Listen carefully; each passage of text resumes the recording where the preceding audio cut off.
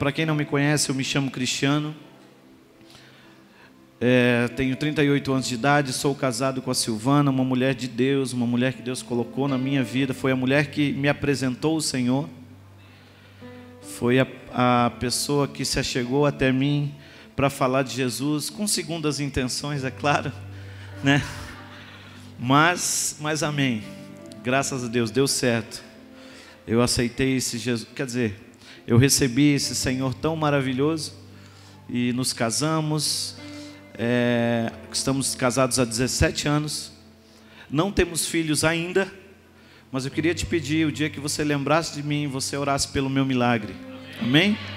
Graças a Deus, louvado seja o nome de Jesus. Queridos, abra comigo a sua Bíblia, em Isaías, no capítulo de número 53, a partir do versículo de número 6. Nós pastoreamos o Ministério de Louvor lá em Itajaí há alguns anos.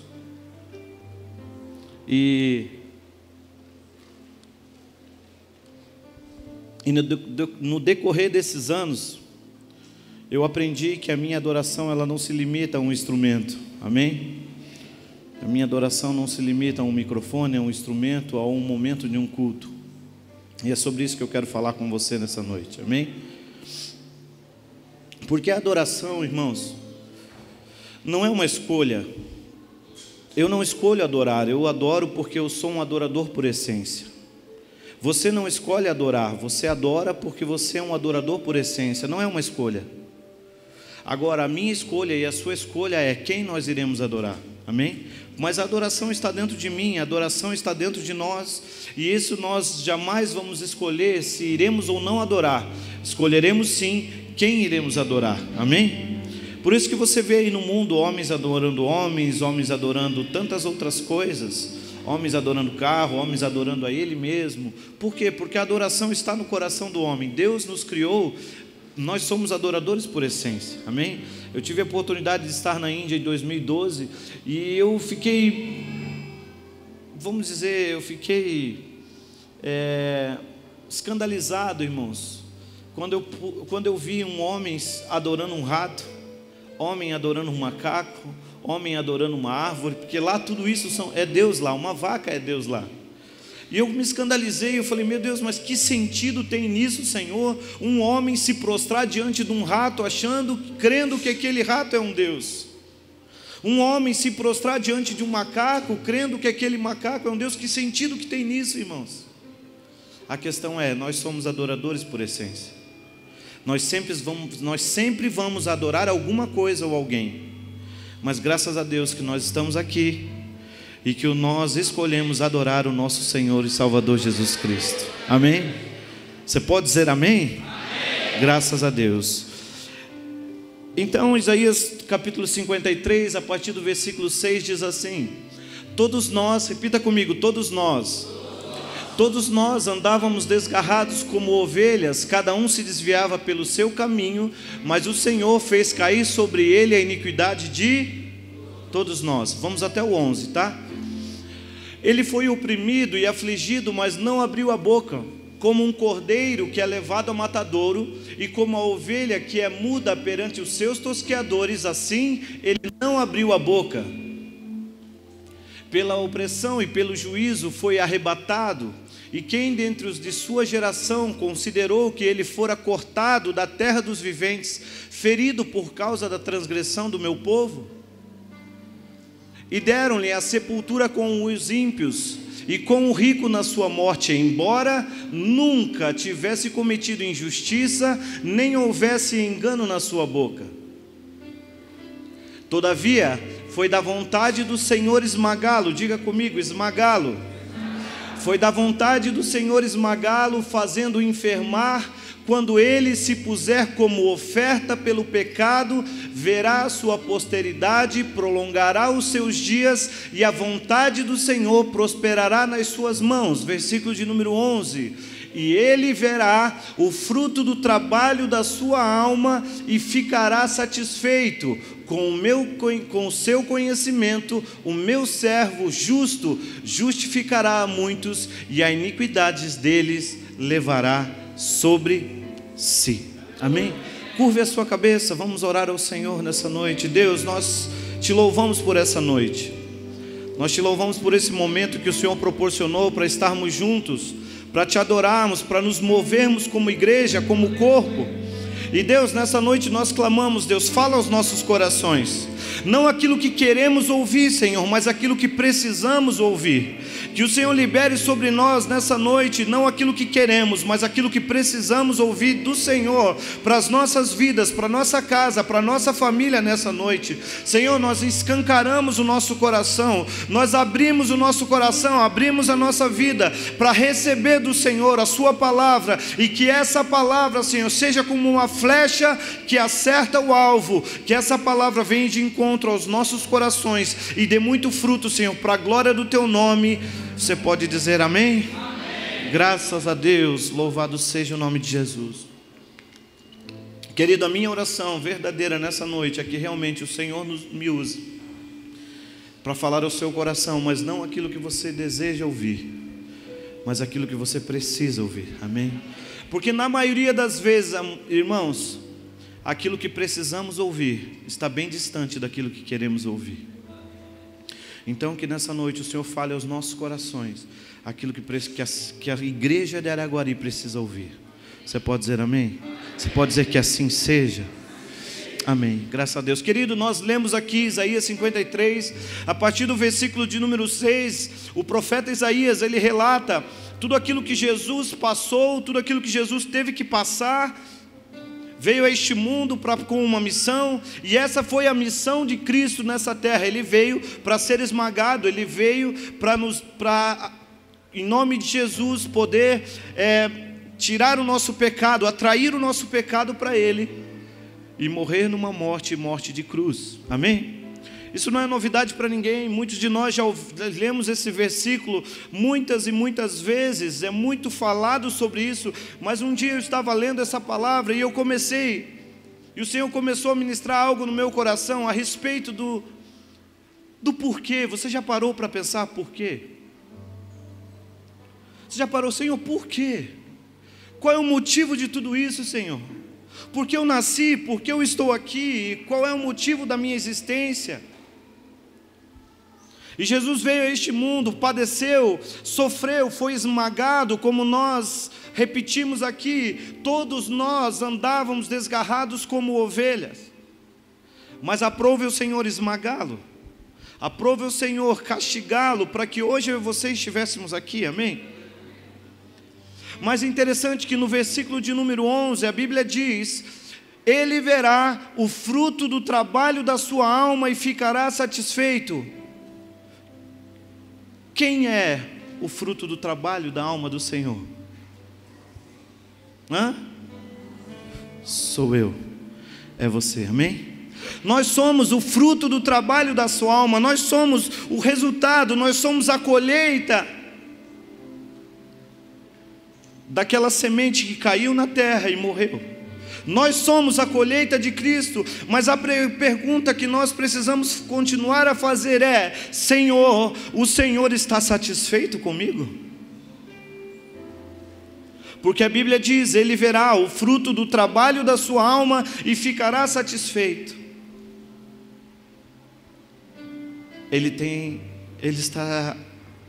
Você já parou para pensar nisso? Senhor, o Senhor está satisfeito comigo? O Senhor está satisfeito com aquilo que eu vivo, da maneira que eu vivo? Porque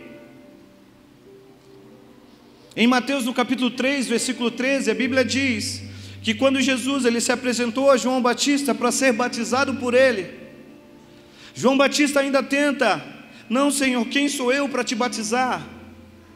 Eu que preciso ser batizado por ti e tu vens a mim?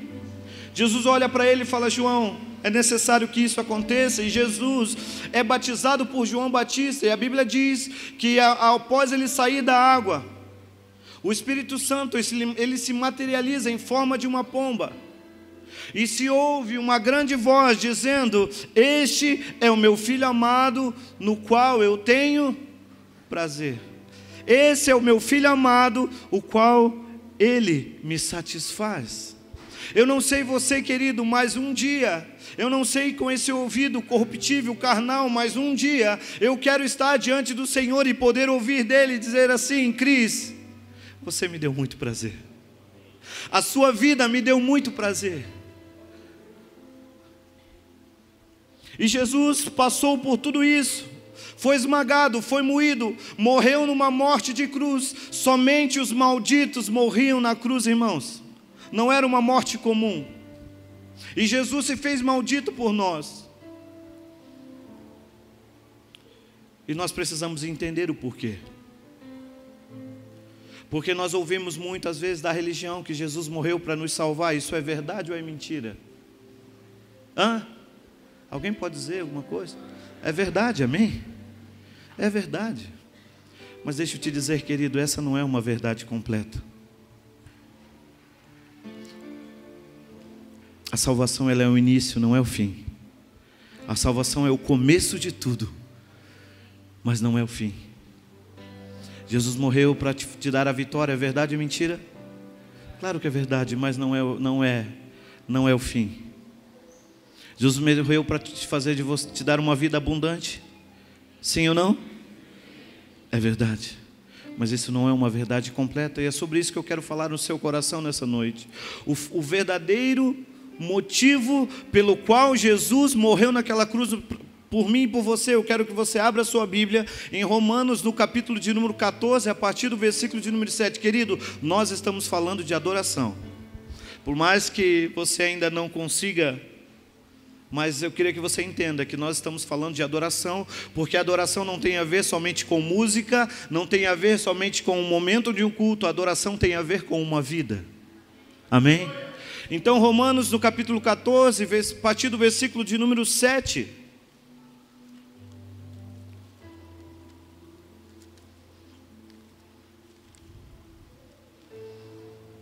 Você achou?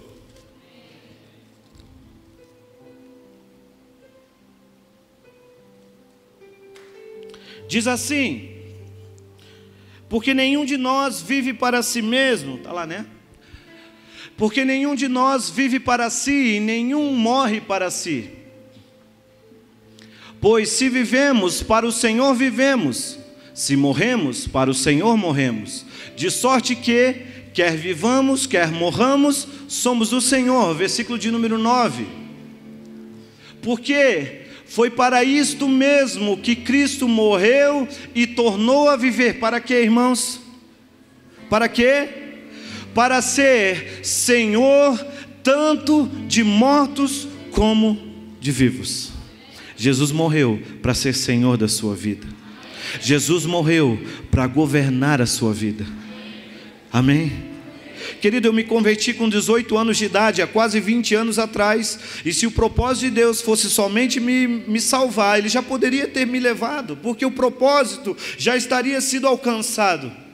Mas como Jesus morreu para governar a minha vida, eu me tornei uma nova criatura. E a partir daquele momento, agora, eu preciso entender que tudo é dele.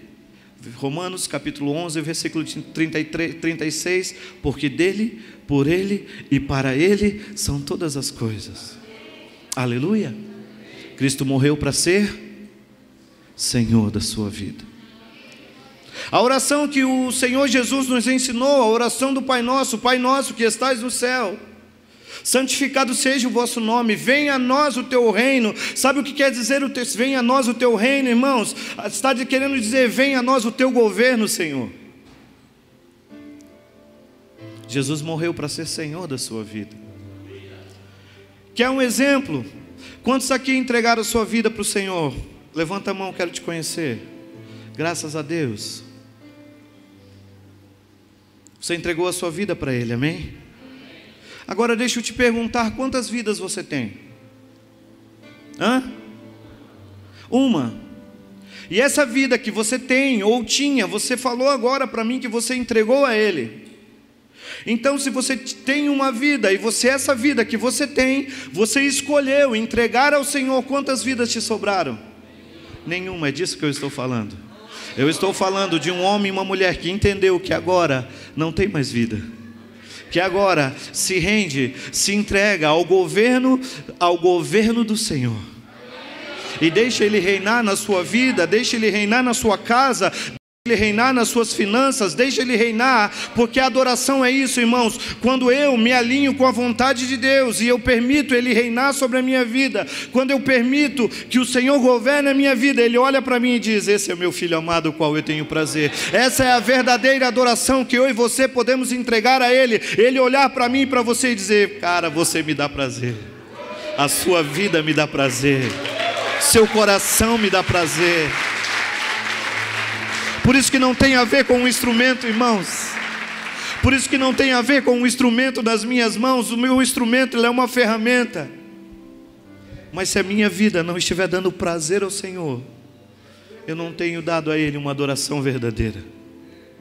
Um dia o pastor Júnior, o irmão do pastor Luiz, o pastor Ulisses, fez essa pergunta para mim. Ele falou: Cris, se Deus tirar o teu violão, o que mais você tem para oferecer para Deus? E aquela pergunta ficou no meu coração e eu falei: é verdade. Porque se a minha adoração depende de algo externo, irmãos, eu ainda não entendi o que é adoração. Se a minha adoração depende de um instrumento, se a minha adoração depende de um microfone, se a sua adoração depende de 4 músicas que nós cantamos num culto como esse, querido, você ainda não entendeu o que é adoração. A sua adoração. Eu me converti com 18 anos de idade, eu já disse isso. E ali eu entreguei a minha vida para o Senhor. E ali, irmãos, o meu culto ao Senhor começou. E sabe quando ele vai acabar? Nunca mais. Nós costumamos muitas vezes chegar numa reunião como essa: vamos dar início ao culto dessa noite. Não, irmãos. O nosso culto, ele não termina. A partir do momento em que nós entregamos a nossa vida ao Senhor, a nossa vida agora é um culto a Ele. Amém? E quando eu permito Deus governar a minha vida, agora eu entendo que não vivo mais eu, como disse Paulo, não vivo mais eu, mas agora Cristo vive em mim. Aleluia! Você está entendendo?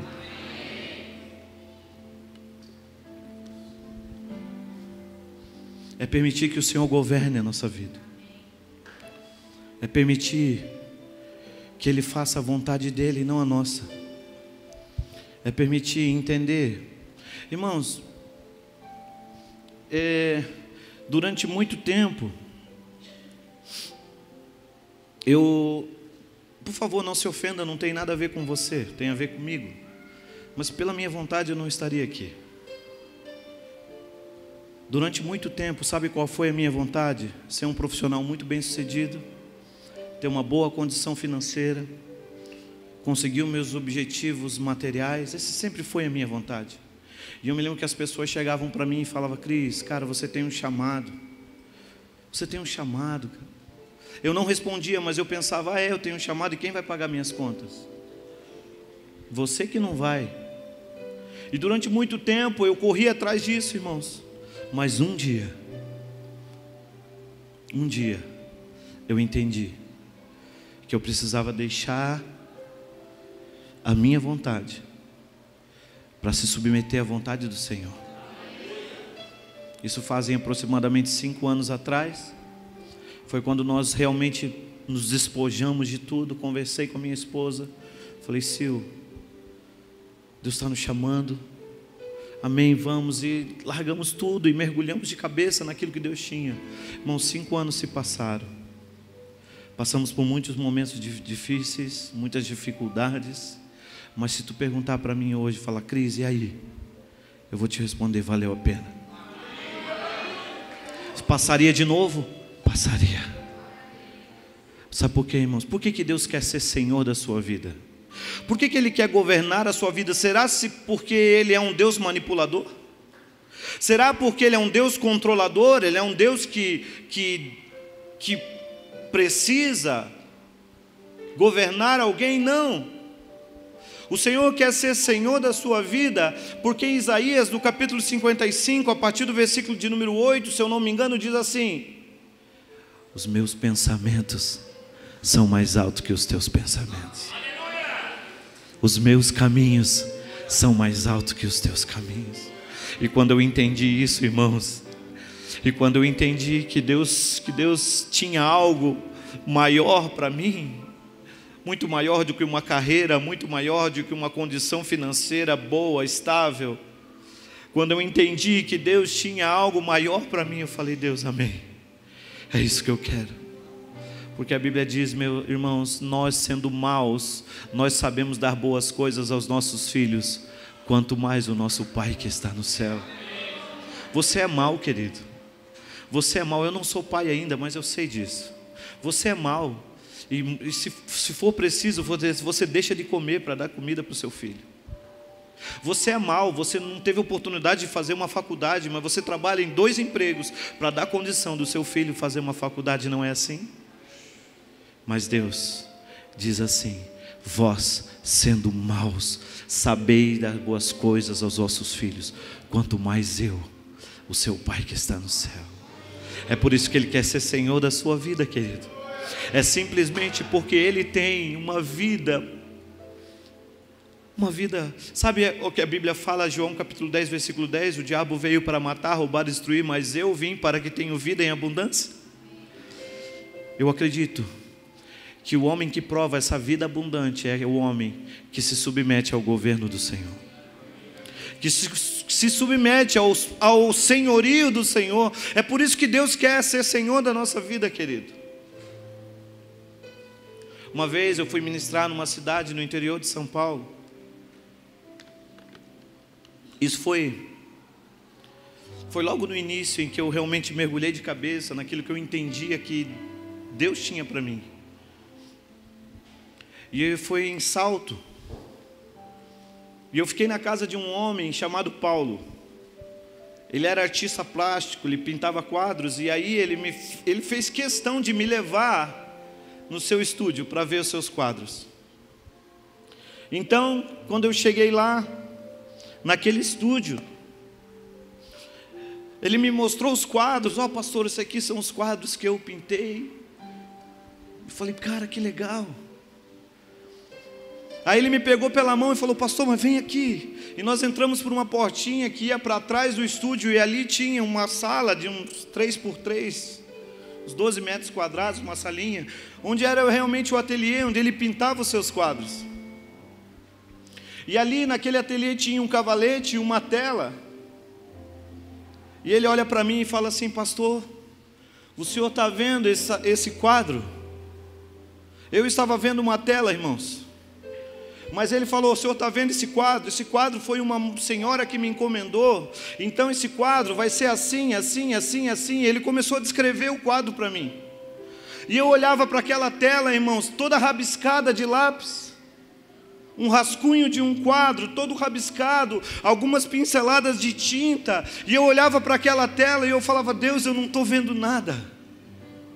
E ele todo empolgado, falando daquele quadro: pastor, esse quadro, uau! E eu até me esforçava para ver o que ele estava vendo, mas eu não via nada. E eu falei: Deus, eu não estou vendo nada. E aí o Espírito Santo ministrou o meu coração, dizendo assim: filho, ele é o autor do quadro. O quadro já está dentro dele. E eu sou o autor da vida. E a sua vida já está dentro de mim. Se você permitir, se você escolher, se você decidir no seu coração a viver uma vida sobre o meu governo, eu já tenho a sua vida, querido, preparada. Porque Salmo de número 139 diz isso, que Ele escreveu um livro ao meu respeito e ao seu respeito, mesmo que nenhum dos dias se houvesse. Ele já escreveu a nossa história, irmãos. Deus já escreveu a nossa biografia. Deus já escreveu a minha história. Só que durante muito tempo eu mesmo quis escrever a minha história. Eu falava: não, Deus, eu já tenho a minha história, então eu vou escrever. Deixa eu viver do meu jeito, Senhor. Eu já estava na igreja, eu já estava no louvor, eu já estava há muitos anos convertido, mas eu falava: não, Senhor, eu quero escrever a minha história, eu quero ser um profissional assim, assim, assim.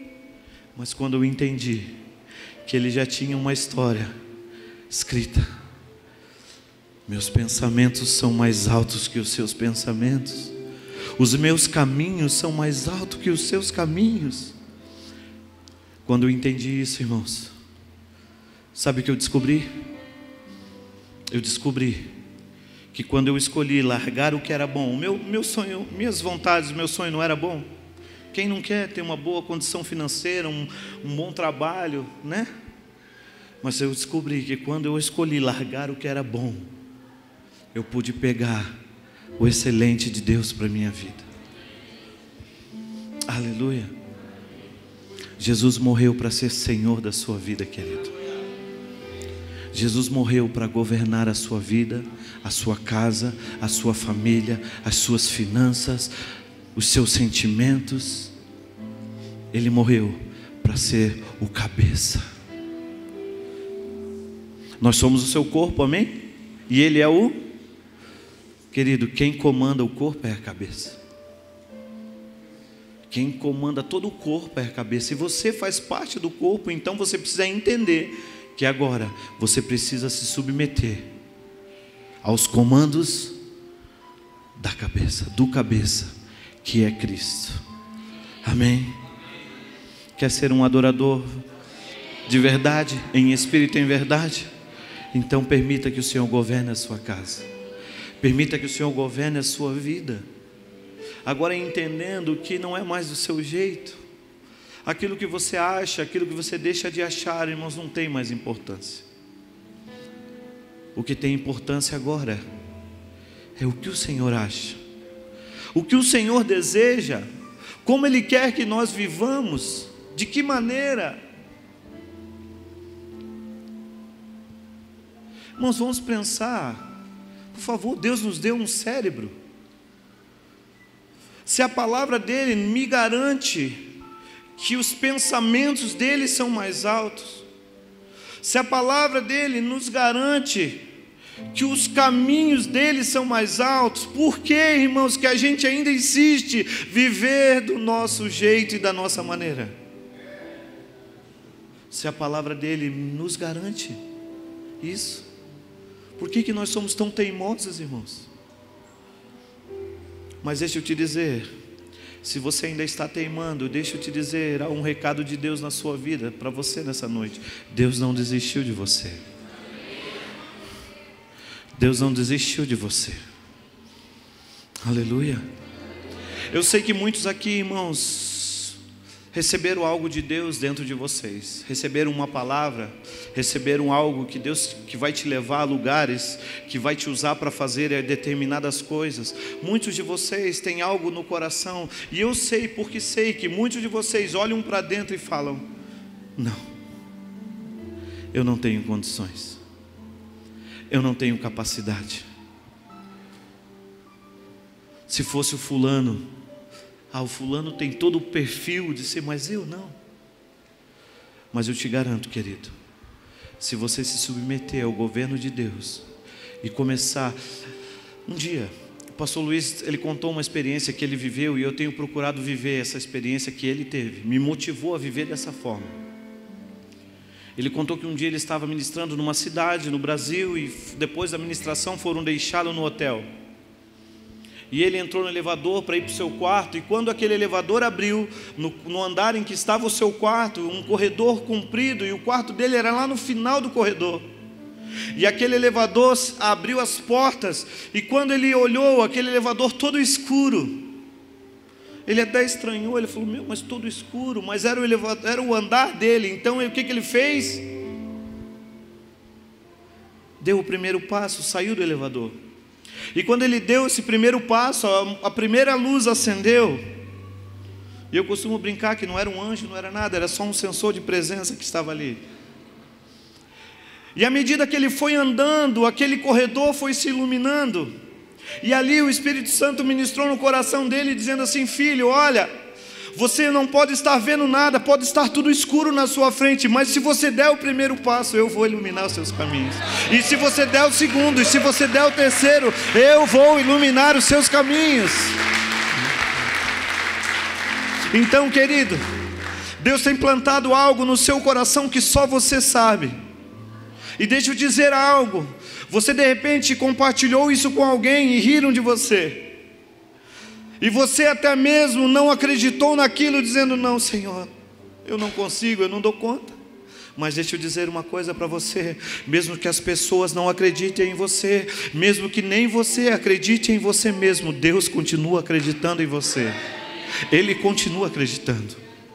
Simplesmente se submeta ao governo do Senhor, irmãos. Eu te garanto, por experiência própria, o pastor Ulisses pode comprovar isso. Queridos, quando você se submete ao governo do Senhor, você vai fazer coisas que você nunca imaginou que você seria capaz de fazer. Você vai pisar em lugares que você nunca pisou, nunca imaginou que você iria pisar. Você vai tocar pessoas, você vai tocar nações que nunca você imaginou que você seria capaz. Mas se você entender que Deus precisa estar no governo da sua vida, na sua totalidade, senão, querido, você vai continuar, me perdoe, mas você vai continuar vivendo essa vida medíocre. É uma palavra tão ofensiva, né? Medíocre. Mas medíocre, irmãos, é nada mais, nada menos de uma pessoa que vive na média. Ela não está nem lá no alto e não está nem lá embaixo. Ela vive numa média. Essa é a pessoa medíocre. Mas deixa eu te dizer, Deus não te chamou para viver na média. Deus te chamou para você voar como águias, para você estar nas alturas com Ele, porque Ele já te colocou assentado com Ele nas regiões celestiais, querido. Por favor, não se contente com essa vida na média. Não se contente, querido. Se você se submeter ao governo do Senhor, eu te garanto que você vai. Irmão, você tem uma oração que eu faço todos os dias. Eu falo para o Senhor: Senhor, não permita que eu desça a sepultura, Deus, sem que eu toque todas as pessoas que o Senhor quer que eu toque. Não permita, Senhor, que eu desça a sepultura sem que eu pise em todos os lugares que o Senhor quer que eu pise. Não permita, Senhor, que eu desça a sepultura sem que eu vá e faça tudo aquilo que o Senhor quer que eu faça. Porque eu entendi agora, irmãos, que a minha vida é dele, que tudo que eu tenho é dele, que agora eu só tenho um objetivo, irmãos. A minha vida só tem um objetivo: dar prazer ao meu Senhor. Eu só tenho um objetivo na vida, irmãos. Eu não quero mais bens, eu não quero mais casa, eu não quero mais carro. A motivação do meu coração é: Senhor, eu quero te dar prazer. Eu quero que o Senhor olhe para mim e diga como o Senhor falou para o seu filho Jesus, para o meu irmão mais velho. Eu quero que o Senhor fale comigo da mesma maneira que o Senhor falou com o meu irmão mais velho. Este é meu filho amado, o qual eu tenho prazer. Aleluia. Você está entendendo? Então, irmãos, quando você entende isso, quando você entende que agora o governo é dele, que a vontade que tem que prevalecer é a dele, não a tua, você começa a dar uma resposta ao Senhor. Sabe, irmãos, nesses poucos anos, eu tenho muita coisa para aprender ainda. Mas nesses 5 anos de ministério eu aprendi uma coisa que eu não quero mais entender. Eu não quero mais saber porquê. Deus, por que disso? Não, irmãos, eu quero viver.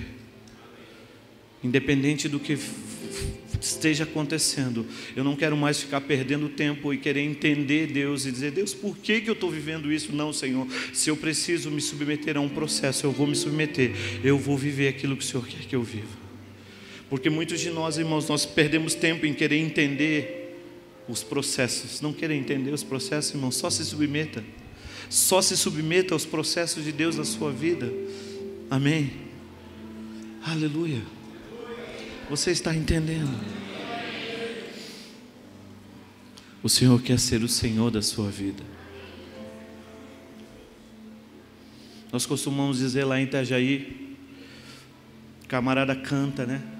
Inclusive um pastor veio de Portugal nos visitar. E aí nós numa conversa, quando ele descobriu que eu era pastor do louvor, ele falou para mim assim: pastor, o senhor sabia que crente não mente? Eu falei: amém, eu sabia. Crente canta. Claro que eu me ofendi, eu sou pastor do louvor, irmãos. Mas eu, claro, não fiz nada, guardei aquilo no meu coração. Como assim crente não mente, crente canta?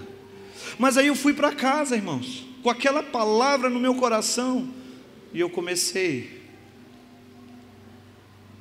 a analisar as músicas que nós cantamos. E eu falei, cara, pior que aquele miserável tinha razão. Eu comecei a analisar as músicas que nós cantamos nos nossos cultos. E eu falei, Deus, tem misericórdia de nós. Nós cantamos que tudo que temos é teu, mas nós muitas vezes retemos até o dízimo, Senhor.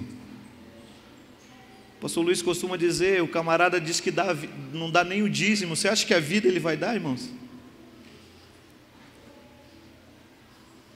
Aí eu comecei a analisar algumas canções e eu pedi misericórdia ao Senhor. Pastor, quer dizer que agora o Senhor não canta essas músicas? Não, irmãos, eu continuo cantando, mas agora eu canto com outro entendimento. Quando eu canto essas canções, eu falo, Deus, eu sei que essa não é a minha verdade ainda, mas eu quero chegar nesse lugar, Senhor. Então, se a Tua palavra diz que o Teu Espírito Santo me ensinará todas as coisas, então me ensina, Senhor, a entregar realmente tudo nas Suas mãos. Então, irmãos, nós somos bons. Vamos combinar, nós somos bons no discurso. Nós somos bons de aparência, irmãos. Nós aprendemos muito bem isso. Até que eu descobri um versículo que está lá em Isaías, no capítulo 29, versículo de número 13, que diz assim: visto que esse povo se aproxima de mim e me honra somente com os seus lábios e com a sua boca, mas tem afastado para longe de mim o seu coração. E o seu temor para comigo consiste somente em mandamentos de homens aprendidos de cor. Sabe, irmãos, Deus não está nem um pouco preocupado com o nosso discurso, com as nossas, o quanto nós somos bons em aparência. Deus está preocupado com o nosso coração, de como realmente nosso coração está diante dele, porque a palavra diz, aonde está o seu coração, ali está o seu tesouro. E eu descobri isso também em Salmo de número 141, verso de número 2, quando o salmista diz, suba a minha oração a ti como incenso suave. Quando eu li esse versículo, eu descobri, irmãos, que Deus não ouve a minha oração. Deus sente, Deus cheira, Deus inspira a minha oração. Isso quer dizer que não tem a ver com uma palavra, não tem a ver com um discurso, tem a ver, irmãos, de como o meu coração queima pelo Senhor, a ponto de liberar a Ele um incenso suave, uma fumaça, de como o meu coração queima e arde por Ele. Esse queimar do meu coração vai liberar ao Senhor uma fumaça, um cheiro, então Ele vai sentir o bom perfume de Cristo na sua vida. Mas se você permitir que Ele governe a sua vida, aleluia, isso é adoração. É você entender que em frente a uma TV, você ainda precisa saber que você está cultuando ao Senhor. Isso quer dizer que em frente ao computador, quando aparece uma janelinha meio estranha lá, você precisa ainda entender que você continua no culto de adoração ao Senhor, e Ele governando a sua vida. Você precisa entender que ali também precisa ser um culto ao Senhor. É você entender que lá na sua faculdade, é você entender que lá no seu trabalho, irmãos, eu escuto muito isso, mas a cultura brasileira é a cultura do jeitinho. Irmãos, agora nós precisamos entender que não é mais a cultura brasileira que vai nos influenciar. O que vai nos influenciar agora é a cultura do reino. Amém? Mas o brasileiro é assim. Não, querido, agora você não é mais deste mundo. A sua cultura agora é a cultura do reino. Então não se esconda nessas coisas. O Senhor está olhando para você. Aleluia. Você está entendendo? É uma vida, irmãos. É uma vida. Por que a Bíblia fala que Deus vai restaurar a tenda caída de Davi? Sabe, irmãos, quando Deus deu todo o desenho do tabernáculo para Moisés, Existia 3 ambientes: o átrio, o santo e o santo dos santos. E ali, você já conhece muito bem essa história. E ali no santo dos santos existia a arca de Deus, que simbolizava a própria presença de Deus, amém? E a Bíblia diz que uma vez por ano, o sumo sacerdote, ele entrava naquele lugar. Quantas vezes? Uma vez por ano. Mas quando Davi, ele trouxe a arca de Deus novamente para Israel, o que ele fez? Ele não colocou lá no tabernáculo, ele resolveu fazer uma tenda e colocar ali, e constituir músicos, em que agora a configuração não era mais uma vez por ano, a configuração agora era todos os dias, 24 horas por dia. Sabe o que eu aprendo com isso? É que a sua vida, querido, não pode dizer respeito a um culto de domingo à noite, em que a sua vida não pode se dizer respeito de um culto de quarta ou de uma vigília, não. Agora a sua vida diz respeito a uma vida, irmãos, todos os dias, segunda, terça, quarta, quinta, sexta, sábado, domingo, 24 horas por dia. Não diz respeito mais a um dia, irmãos. Eu vou no culto domingo porque ali eu me abasteço, como se fosse o culto fosse um posto de gasolina, onde que eu encho o meu tanque. E aí durante a semana, segunda, terça, quarta, esse tanque vai se esvaziando até chegar o outro culto de domingo, para que eu possa encher o meu tanque de novo. Não, irmãos. Não, por favor. Entenda que agora é uma vida 24 horas por dia. Aleluia. Hoje pela manhã nós estávamos lá naquela cachoeira, tão gloriosa, tão linda. E eu levantei as minhas mãos e comecei a adorar o Senhor. Eu falei: Deus, obrigado. Comecei a orar em línguas, porque, irmãos, não era porque era um momento de lazer que eu vou esquecer do meu Senhor. E ali eu estou cultuando a Deus. Eu levantei minhas mãos e fiquei orando em línguas, com a água até o pescoço, e fiquei: Deus, Tu és santo. Deus, Tu és lindo. Porque agora, irmãos, diz respeito a uma vida, querido. Por favor, nunca se esqueça disso. Quando você entender que Ele precisa governar a sua vida, quando você entender que agora diz respeito a uma vida, quando aquele camarada te fechar no sinal, te fechar no trânsito, é uma vida. Eu ainda estou cultuando ao Senhor. Aleluia.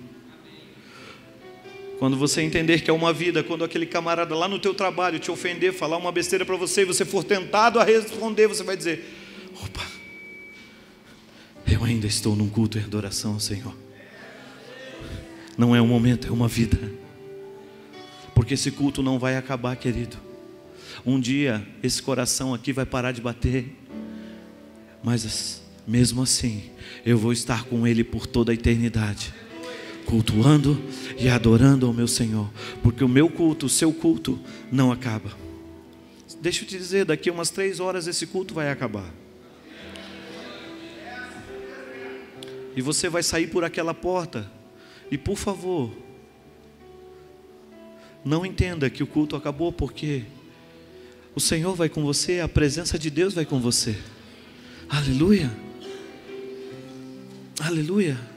Você está entendendo? Graças a Deus.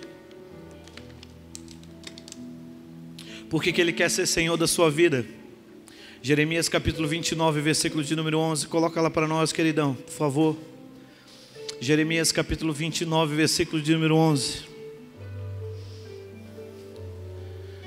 Pois eu bem sei os planos que estou projetando para vós, diz o Senhor.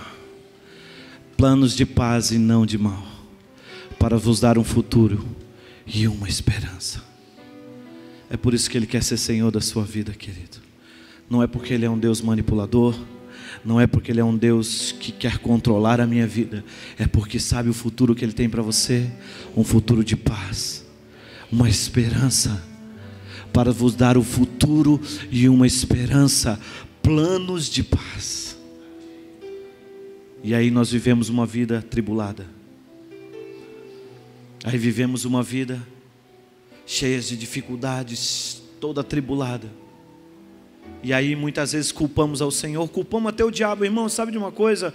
Tem momentos que eu tenho pena do diabo.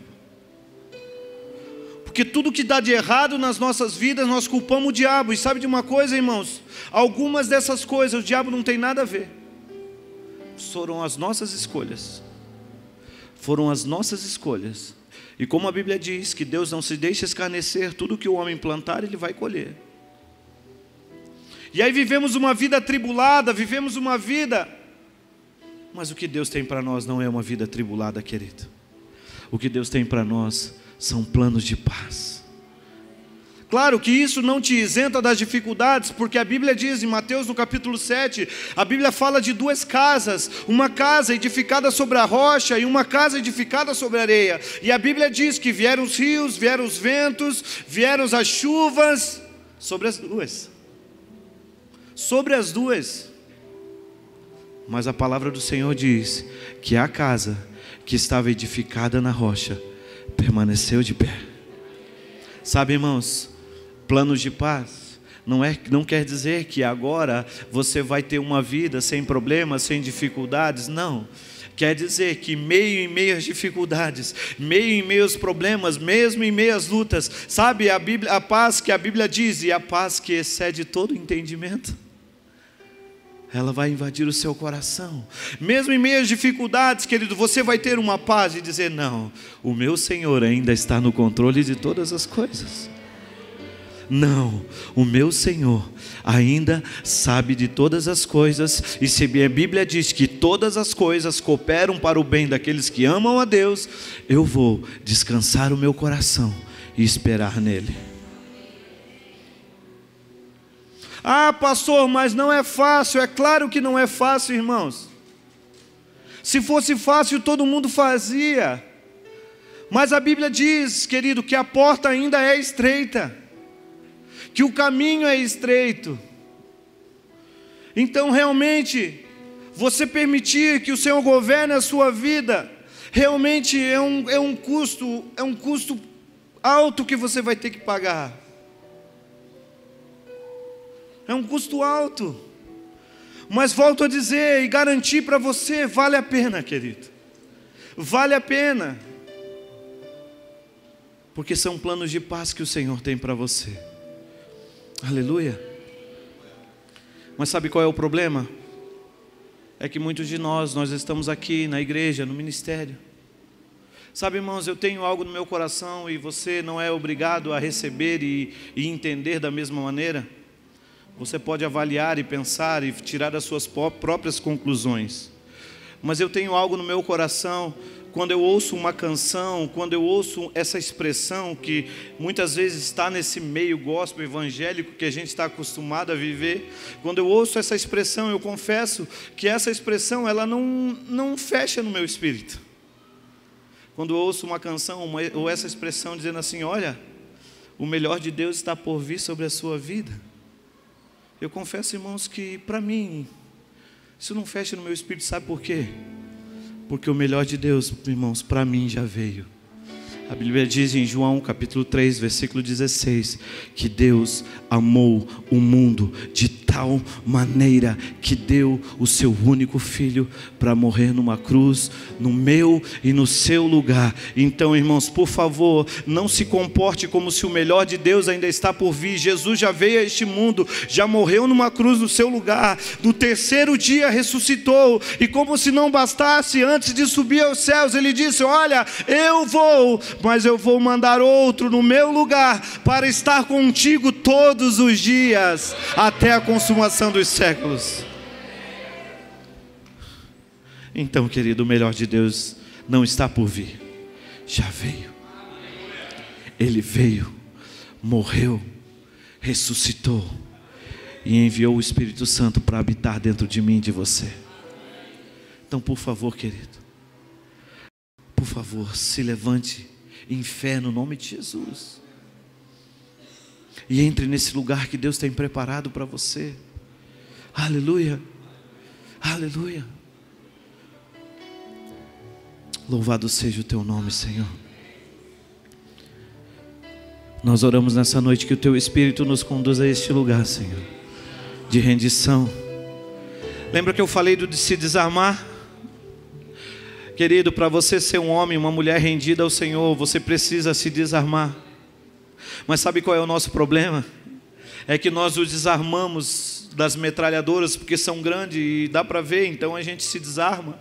Mas quantos de vocês já assistiram um filme que sempre tem uma arminha escondida na meia? Sempre tem uma arminha escondida aqui atrás? Irmãos, mas nessa noite, em nome de Jesus, o desejo do meu coração é que você se desarme por inteiro. Que você se entregue e fala: Deus, olha, até aqui eu quis viver do meu jeito, até aqui, Senhor, eu permiti que o Senhor governasse a minha vida, até aqui, mas agora, Senhor, até somente essa área, mas agora, Senhor, eu quero colocar toda a minha vida diante do Senhor, quero colocar todo o meu coração. Sabe, irmãos, só para a gente encerrar, adoração tem a ver com uma vida, amém? E uma vida na sua totalidade. Mas só para a gente encerrar, eu quero contar uma experiência para você. Então eu sempre tive esse desejo no meu coração. Sempre fui o cara que trabalhei muito. Trabalhava com transporte rodoviário. Então eu entrava às 7, saía do trabalho 10 horas, 11 horas, 2 horas da manhã. Eu me lembro que nós tínhamos acabado de casar, eu levava a Silvana para o escritório, Silvana deitava no sofá da transportadora e ficava dormindo lá, e eu trabalhando até 1, 2 horas, 3 horas da manhã, porque eu queria, esse sempre foi o meu desejo. Eu falei: Deus, eu quero ser um homem bem sucedido, eu quero ter uma condição financeira, esse sempre foi o meu coração. Quando Deus foi me tratando, foi me levando, tentando me atrair para a sua vontade, porque deixa eu dizer uma coisa para você, querido, a escolha é sua, sempre vai ser sua, mas Deus, Ele vai até as últimas consequências para tentar te trazer para a sua vontade, porque Ele tem um plano de paz para você. A escolha sempre vai ser sua. E me lembro que Deus começou a me levar a algumas situações. Passei por um momento difícil financeiro, e num belo dia eu estou num jantar de casais, formatura de casais, lá em Itajaí. E eu sentei junto com o pastor Luiz Hermínio, eu, a minha esposa, a Silvana, o pastor Luiz e a pastora Iraci. E aí o pastor Luiz, daquele jeito, sempre muito brincalhão, deu um tapa no meu ombro e falou: e aí, Cristo, como é que estão as coisas? E aí eu falei: agora. Eu falei: pastor, está difícil. Eu falei: pastor, estou vivendo isso. Era para ser um jantar, né? Uma comemoração, e eu fui ali, vomitei a minha alma para ele. Falei: ó, pastor, eu estou vivendo isso. Ele olhou para mim e começou a rir. Para pensar, você contando a tua desgraça para alguém, e aí o camarada do outro lado começa a rir. E eu falei: pastor, eu não estou entendendo. Eu estou contando aqui a minha desgraça para o senhor está rindo.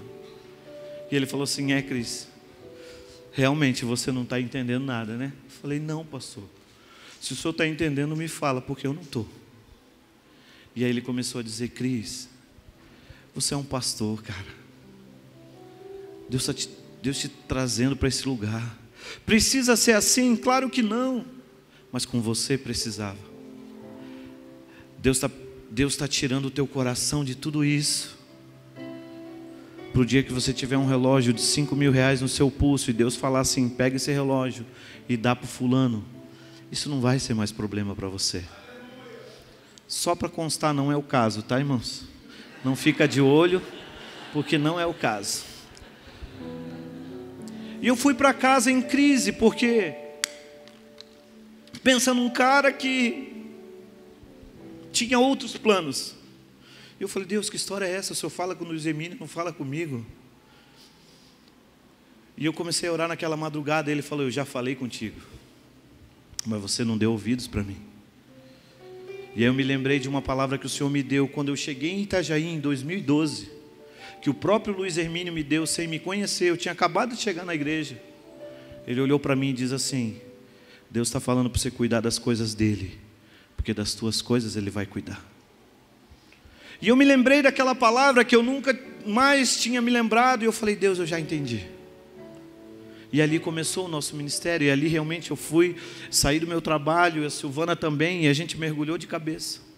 Há uns 2 anos atrás, eu estava lá no culto de domingo, uma pessoa chegou para mim, eu tinha um Cliozinho 2002, irmãos, já com quase 200 mil quilômetros. Pensa num carro guerreiro, mas chegou uma hora que ele estava arriando as rodas.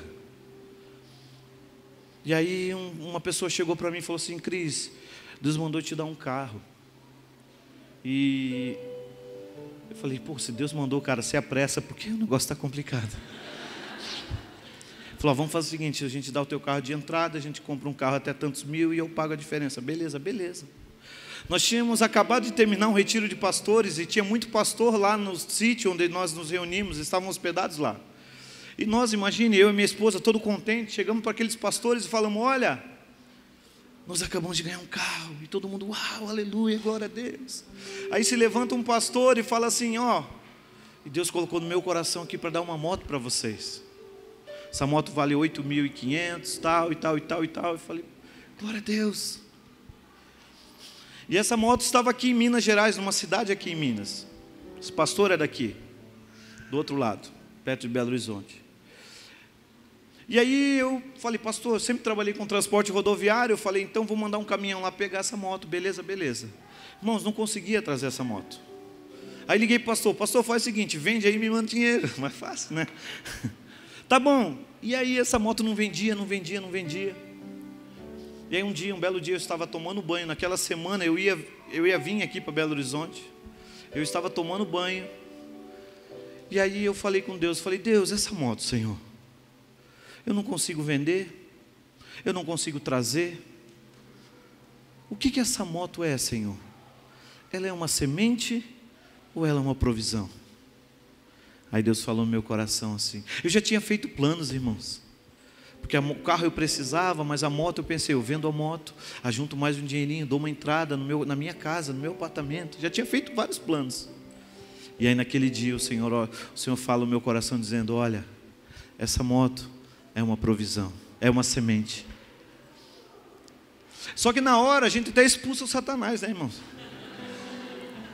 Quando a gente tem algo no coração, com um sentimento de dar, né? Eu desconversei, irmãos, acabou a conversa ali para mim. Fechei o registro, falei: não quero mais brincar, me sequei e esqueci aquela conversa. Chegamos em Belo Horizonte. Aí eu tinha pedido para o pastor lá de Belo Horizonte pegar essa moto e deixar na casa dele. Aí chegamos em Belo Horizonte, eu e minha esposa, estamos lá. Minha esposa é uma profeta do Senhor, vocês ainda vão conhecê-la. E aí nós estávamos jantando, almoçando. Os pastores foram se servir no buffet. A Silvana do nada olha para mim e fala assim: Cris, você sabe que essa moto não é nossa, né? Eu falei assim: quem te falou isso? Dedo duro. Aí ela, pela segunda vez, ela falou: você sabe que essa moto não é nossa, né? Eu falei: sim, eu já entendi. Eu já entendi. Aí nós pegamos aquela moto, irmãos, e nós semeamos lá. Por que eu estou falando isso? Não estou falando, querendo trazer isso para o lado financeiro. Não, irmãos, por favor, como diz o pastor Bruno, nós já saímos desse lugar. Estou falando isso porque o meu coração estava muito preso nessas coisas. E quando o Luiz Hermínio deu um relógio de 5 mil, não foi não foi um relógio de 5 mil, irmãos, foi uma moto de 8 mil. E quando eu peguei aquela moto e semeei aquela moto, irmãos, vocês não têm como imaginar a alegria no meu coração, em dizer assim: Senhor, eu consegui. Eu passei no teste, Senhor. Por pouco, ali na média 5, Senhor, mas eu passei. Porque eu entendi, irmãos, que Ele governa a minha vida por inteiro. Então eu precisei passar por um teste que era realmente aquilo que o meu coração sempre correu atrás. E ali eu pude, em nome de Jesus, levantar minha mão e dizer: Senhor, o Senhor governa as minhas finanças também. O Senhor governa o meu ministério. O Senhor governa a minha casa. O Senhor governa a minha família. O Senhor governa a minha vida por inteiro. Amém. Fique de pé comigo nessa noite.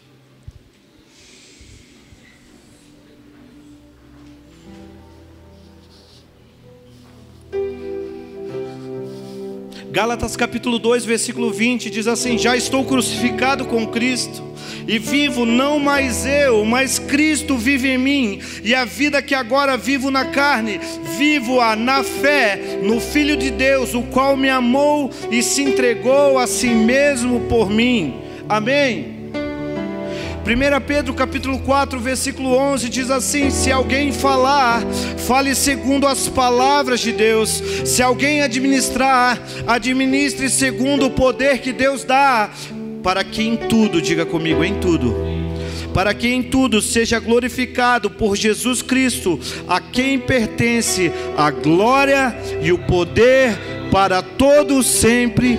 Amém. Amém. Vamos adorar o Senhor. Porque dele, por ele